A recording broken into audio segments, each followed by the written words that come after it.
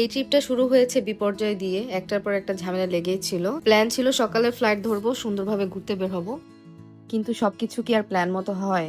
Passport হারানোর কারণে সকালে আবার সেই ফিফি আইল্যান্ডে গিয়েছিলাম পাসপোর্টের জন্য। আল্লাহর অশেষ রহমতে পাসপোর্টটা পেয়েছি, তাই আজকে ফ্লাই করতে পারছি। আদারওয়াইজ আমাদেরকে বাসে করে যেতে হতো, আর বাসে অনেক লম্বা জার্নি, আসলে কিভাবে করতাম আমি জানি না।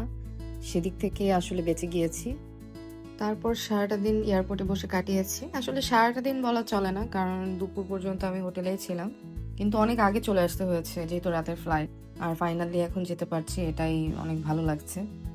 আদারওয়াইজ এখনো আমাদের হয়তো বা বাসে করে যেতে হতো, ফ্লাইটে যেতে পারতাম না।